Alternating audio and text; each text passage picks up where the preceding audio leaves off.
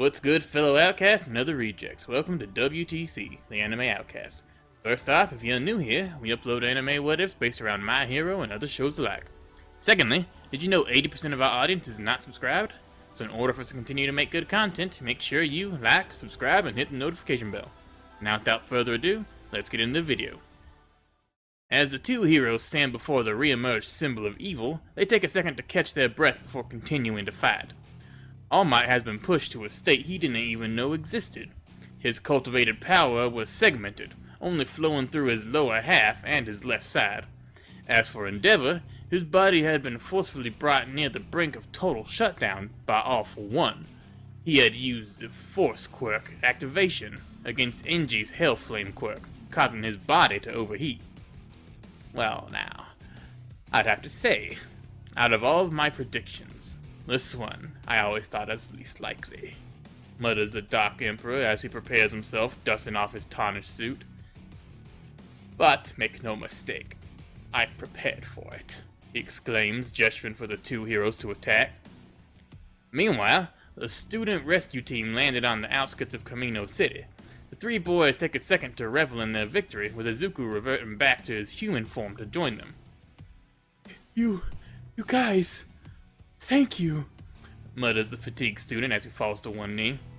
The others get to his side, with Kirishima and Tokuyami helping him up. Don't sweat it, man. We know you would do the same for us, comments the redhead with a dumb but prideful smile, though the emo of the group sours the mood slightly as he brings them all back to the current reality. Let's keep formalities for later. Even this far away from the center of the storm, we aren't safe. Fireballs streak through the air at the mastermind, with All Might running alongside them. To block the projectiles, All For One casts a shield in the air in front of him. Now some of you might recognize this as one of the quirks of Nine, who also had All For One, though a minimal version of it. The older user initially took the quirk, and with All Might being a more significant threat in this world, he elected to keep it instead of keeping it in his secret stockpile. As the symbol of peace gets close to the barrier, the suit-clad villain swipes away the air and goes to rivet stab him with his upper hand. But as the wooden tendrils leave All For One's fingertips, All Might does a one-handed Carolina smash, cutting through them. Then, moving the remaining power from his leg to his other arm, he delivers another Detroit smash with all he can. The punch connects with his enemy's chest, causing a vast stream of air to wash over the both of them. As the smoke subsides, the two are left standing in the same positions, but All For One's chest balloons up into tumors as dark energy streams out of them. Then, the Aegis Man explodes with the force just dealt to him. All Might is sent hurtling back, breaking through multiple piles of rock and rubble on his way. After the combination of quirks, the Dark Planet begins to cough, spitting blood into his hand. He had some form of internal bleeding from the last move, so it isn't something he could rely on. Continuing his efforts, Enji Todoroki begins to burn bright as he charges his enemy from the air. As he gets close to the Aegis Man, more of the fibrous tendrils extend at him. With the angle they were at, it allowed Endeavor to roll under them by the use of his power and get close for All For One. The Hellflame user then uppercuts his target using his Flash Fist super move to add a heated explosion afterwards. All For One recoils back, but as he falls, he charges up his right arm with a kinetic force before letting off a smaller version of his air cannon. However, the blast still has enough power to push the flaming father back, causing him to fight against the wind. As the attack subsides, Endeavor drops to one knee and struggles to capture his breath. But with All Might not recovering from the last attack fast enough, he's the only one standing in the villain's way. Please, you couldn't even save Toya from a burning forest, so how do you expect to stop me?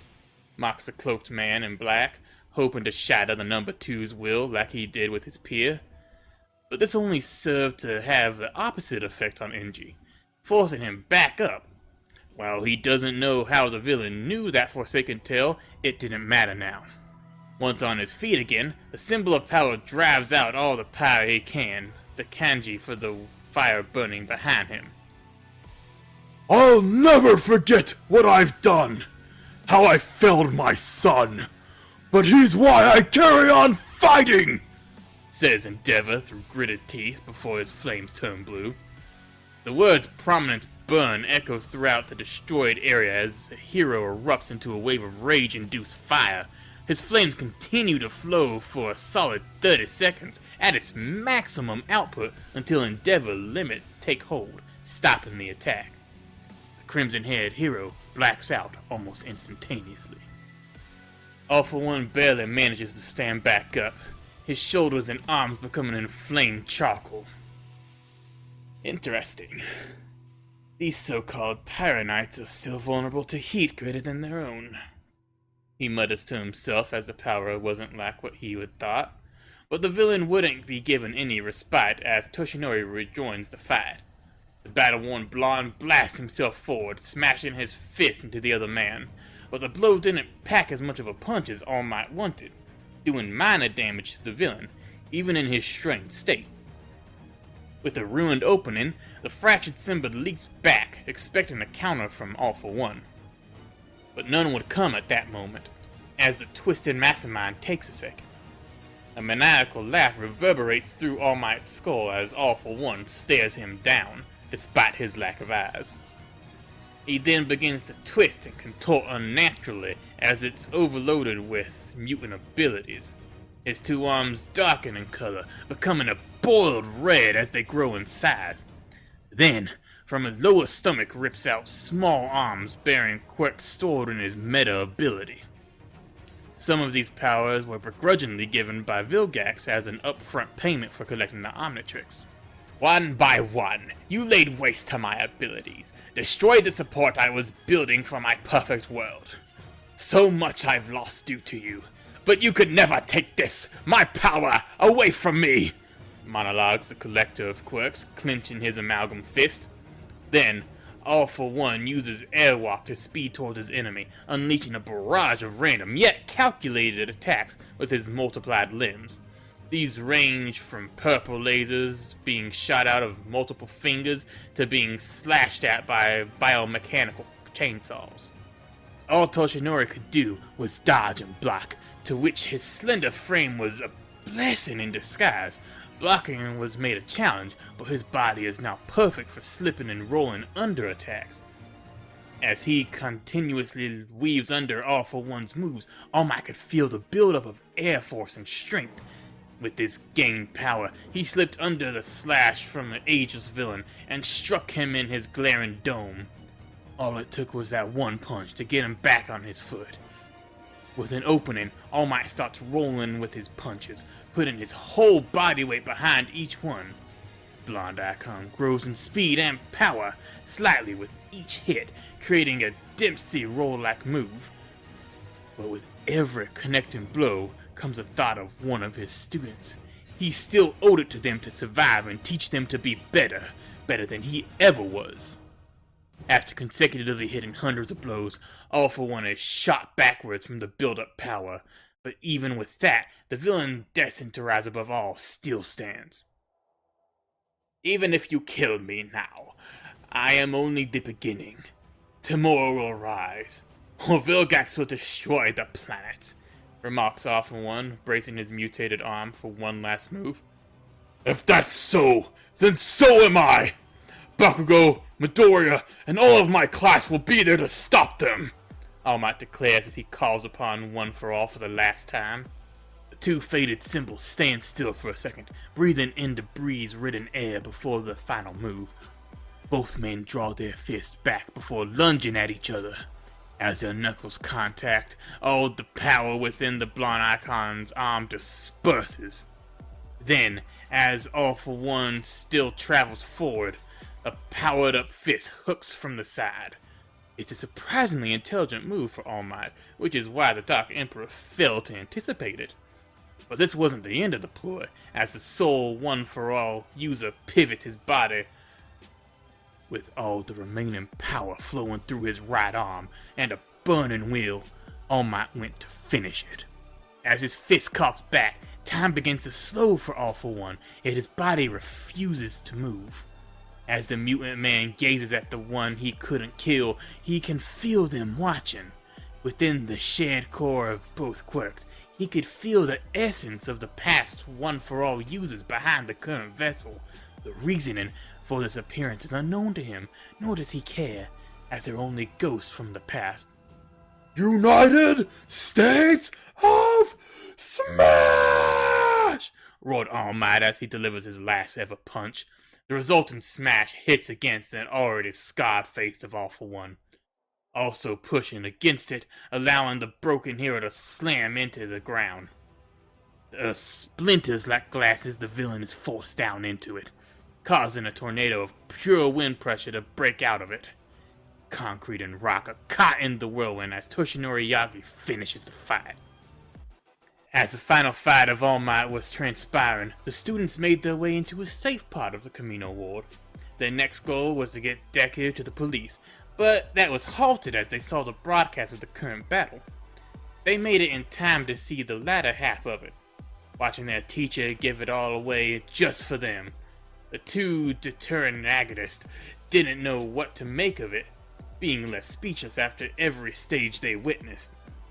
Though as the broken All Might raised his scarred fist in the air for the last time on live TV, the group of six is forced to move on and bring Izuku to the police.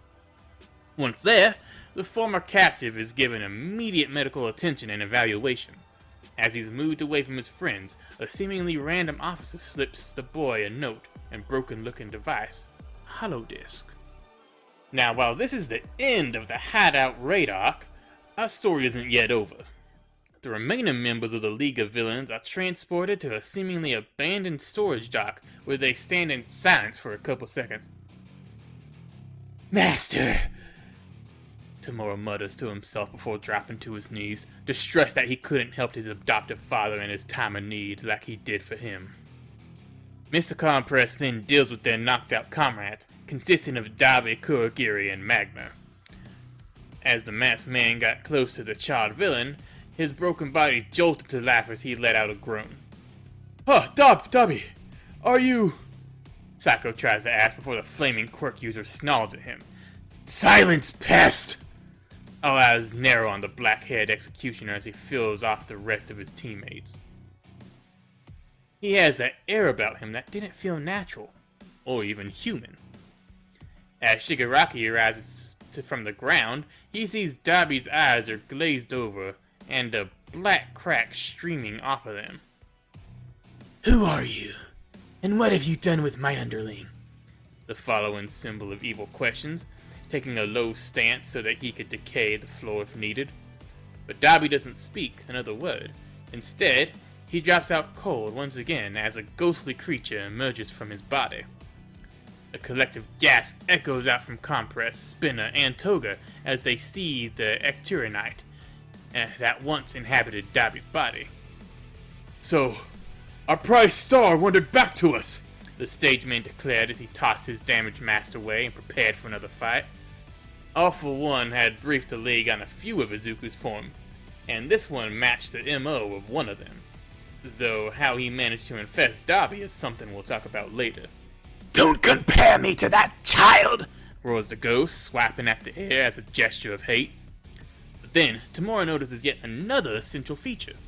The ghostly alien lacked the white badge of all of Izuku's forms have. Not to mention, his creature has a much bulkier build. "If you're not Midoriya, then who are you?" questioned Shigaraki, staring at the ghost in its singular eye. "My name is not important, but I was the one trapped within that wretched device, feeding you information whenever the host was asleep," explains the ghoul, causing his unlikely comrade to relax somewhat. Thanks again to the Outcasts and Rejects for watching to the end of the video. If this video gets 80 likes in 2 weeks, we'll continue the series. Other than that, if you have any questions about the series or channel, sound off in the comments or feel free to join our Discord. Thanks again.